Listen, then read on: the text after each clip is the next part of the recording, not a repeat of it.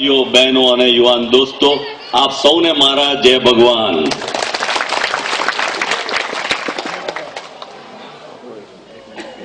આ ચૂંટણી અહીં તો સારું થયું ને.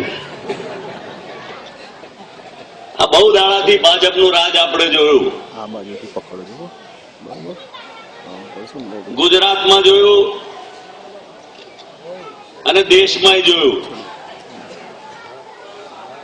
બહુ લાંબા સમયે આપના વચ્ચે આવવાનું થયું છે, આપના દર્શનનો લાવો મળ્યો છે. આપે હંમેશા મને પ્રેમ, સહકાર, લાગણી અને ટેકો આપ્યો છે. આપે મને 2 વાર લોકસભામાં ચૂંટીને મોકલ્યો, કેન્દ્રનો મંત્રી બનાવ્યો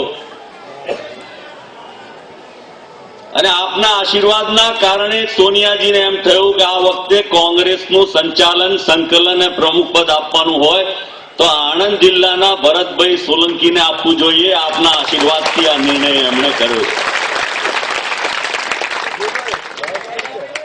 ત્યારે મારે 2-4 વાતો જ કહેવી છે કે આપના આશીર્વાદથી ઉર્જા મંત્રી તરીકેનું સ્થાન મળ્યું. આપના આશીર્વાદથી રેલવે મંત્રાલયનો મોકો મળ્યો. આપના આશીર્વાદથી પીવાના પાણી અને શૌચાલયના મંત્રાલયનો પણ મોકો મળ્યો હતો. આજે 26મી નવેમ્બર મારો જન્મદિવસ. 2 હાથ જોડીને આપને પ્રાર્થના કરું છું કે આપના આશીર્વાદ આ જિંદગી સર મને મળતા રહે.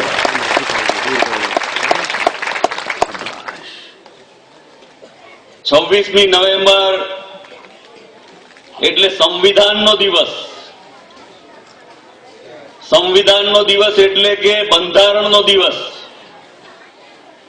આ દેશને આઝાદી મળી, આપણે અંગ્રેજોને હાંકી કાઢ્યા, આપણું રાજ આવ્યું. આ દેશમાં કાયદો અને વ્યવસ્થાની સ્થિતિ બંધારણની નક્કી થઈ અને એ બંધારણ દ્વારા લોકોનું, લોકો વડે અને લોકો માટેનું રાજ્ય પ્રસ્થાપિત થયું. આઝાદી કોંગ્રેસે અપાવી, એના કારણે થયું. જેને કોઈ લેવા દેવા જ નહીં આઝાદીની લડાઈ સાથે, એ આજે ગુજરાતનો વહીવટ કરવા બેઠા છે અને દેશનો વહીવટ કરવા બેઠા છે. બંધારણમાં ગરીબમાં ગરીબ માણસ, સામાન્યમાં સામાન્ય માણસ, મધ્યમ વર્ગનો માણસ, એ બધાને તક આપવામાં આવી, મતનો અધિકાર આપવામાં આવ્યો કે તમે તમારું રાજ નક્કી કરો, તમે રાજ ચલાવો, દેશ ચલાવો. જિલ્લા પંચાયત, તાલુકા પંચાયત, નગરપાલિકા, મહાનગરપાલિકા, ગ્રામ પંચાયત ચલાવો. અને એ માટેનો અધિકાર કોઈએ આપ્યો હોય તો આપે જેને આશીર્વાદ આપ્યા છે એવી ભારતીય રાષ્ટ્રીય કોંગ્રેસ પંજાનું નિશાન સોનિયા ગાંધીની કોંગ્રેસે આપ્યો છે. સામાન્ય વર્ગના લોકો, આદિવાસી ભાઈ હોય, દલિત ભાઈ હોય, એ તમામને અધિકારો આપવામાં આવ્યા. કેન્દ્રની સરકાર, રાજ્યની સરકાર, આ ચૂંટણી આવી છે એ મહાનગરપાલિકા, નગરપાલિકા, જિલ્લા પંચાયત, તાલુકા પંચાયત અને નગરપાલિકાની આવી છે. રાજીવ ગાંધી આવ્યા, એમણે એવું નક્કી કર્યું, બંધારણમાં સુધારો લાવ્યા. ગુજરાતમાં કોંગ્રેસની સરકાર હતી, જીવરાજભાઈ મહેતા અને બળવંતરાય મહેતા મુખ્યમંત્રી હતા. આખા દેશમાં સૌથી પહેલું પંચાયતી રાજ કોંગ્રેસની સરકાર લઈ આવી અને એના દ્વારા ગ્રામ પંચાયત, તાલુકા પંચાયત અને જિલ્લા પંચાયતમાં ઉમેદવારો નક્કી કરવાનું કામ કર્યું. પછાત વર્ગના ઓબીસી ભાઈ હોય એને તક આપી, દલિત ભાઈને તક આપી, આદિવાસી ભાઈને તક આપી અને ગામડામાં સામાન્યમાં સામાન્ય રહેનારા ભાઈઓ પંચાયત દ્વારા પોતાનો વહીવટ કરી શકે સરપંચને સીધી મદદ એ કેન્દ્ર સરકાર તરફથી મળે એવું રાજીવ ગાંધીએ પંચાયતી રાજ લઈ આવ્યા. આજે ભારતીય જનતા પાર્ટીની સરકારે શું પરિસ્થિતિનું નિર્માણ કર્યું? તો કે ગુજરાતનું પંચાયતી રાજ આખા દેશમાં છેવાડે ગયું, એનો નંબર 18મો થઈ ગયો. સરપંચને સત્તા નહીં, તાલુકા પંચાયતના પ્રમુખને સત્તા નહીં, જિલ્લા પંચાયતના પ્રમુખને સત્તા નહીં, બધી સત્તાઓ રાજ્યની ભાજપની સરકારે લઈ લીધી. રાજીવ ગાંધીએ તો કહ્યું કે તમે વહીવટ કરો ગામડામાં, આ વહીવટ તમારા હાથમાં છે, તમારે સત્તાનો ઉપયોગ કરીને પ્રજાની સેવા કરવાની છે, પ્રજાના કામ કરવાના છે.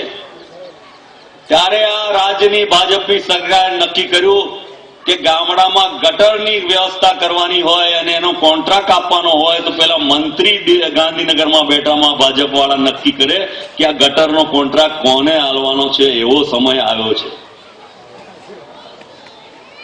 મોંઘવારી વધી ગઈ. પહેલા તો ગામડામાં એમ કહીએ કે આપણે બધા શું ખાઈએ, તો કે એક ટાઈમ રોટલો ને બીજો ટાઈમ ખીચડી. હવે તો ખીચડી માટે દાળ કેવી રીતે લાવવી? 200 રૂપિયા થઈ ગયા. બરોબર ને બહેનો, મારી વાત સાચી છે ને? પહેલા તો મધ્યમ વર્ગના લોકો પણ એમ કહેતા, પણ એમણે નક્કી કર્યું જે સરકારમાં નાની મોટી નોકરી કરતા હોય, કોઈ નાનું મોટું કામ કરતા હોય, કે પહેલા રોજ એક ટાઈમ ખીચડીનો વારો આવતો, હવે અઠવાડિયે ખીચડીનો વારો આવે. એવી પરિસ્થિતિ આ ભારતીય જનતા પાર્ટી વાળાએ પ્રજાની કરી છે. મોંઘવારી વધી ગઈ, ભ્રષ્ટાચાર વધી ગયો. તલાટી દાખલો લેવા જાય આવકનો, બક્ષી પંચનો, કોઈ બીજો દાખલો લેવા જાય, 7/12ની નકલ લેવા જાય, મફત મળે છે ખરી? પૈસા રોકડા જોઈએ, અને રોકડા પૈસા આલો ત્યારે એમ કે 2 દાડા પછી આવજો. મામલતદાર કચેરીમાં જાઓ, ક્યાંય પણ જાઓ, એક બાજુ મોંઘવારીનો માર અને બીજી બાજુ ભ્રષ્ટાચારનો માર. મોટી મોટી વાતો કરવામાં આવે કે આ રાજ્યમાં અમે વિકાસ કર્યો છે, વિકાસના નામે અમને મત આપો. અરે કયો વિકાસ કર્યો તમે, અને કોનો વિકાસ કર્યો? કદાચ ગાંધીનગરમાં બેઠેલા મંત્રીમંડળનો ચોક્કસ વિકાસ થયો હશે, પણ પ્રજાને કોઈ લેવા દેવા નથી. અને વિકાસ કર્યો તો પેલા 5 ઉદ્યોગપતિઓનો. એમ કહે કે ગુજરાતનો વિકાસ દર 9% કરતા વધારે છે. અરે ભલાભાઈ, જ્યારે કોંગ્રેસનું શાસન ગુજરાતમાં હતું 1960 થી 1990 સુધી, ગુજરાતનો વિકાસ દર 18 થી 20% સુધીનો રહ્યો હતો. અને એના કારણે ગુજરાતની પ્રજા સુખી હતી, એની માથાદીઠ આવક સુખી હતી. મને યાદ છે કે મારા પિતાને 150 રૂપિયા પગાર મળતો, તોય મારી બાએ એ 150 રૂપિયામાં ઘર તો ચલાવ્યું, પણ ઘરવખરી સામાન અને બીજું ઘણું બધું વસાવવાનું કામ કર્યું. આજે 3000 4000 આવે તો મેળ પડે ખરો?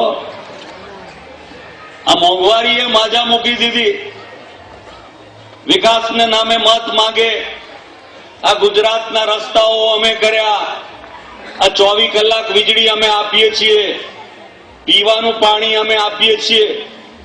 ત્યારે ગુજરાતના રસ્તાઓ બનાવવા માટે જ્યારે 2004માં આપના આશીર્વાદથી આપે મને ચૂંટીને સંસદમાં મોકલ્યો, ત્યારે એ સરકારે 2004 થી 2014માં રૂપિયા 27,000 કરોડ રૂપિયા ગુજરાતના રસ્તાઓ માટે આપ્યા.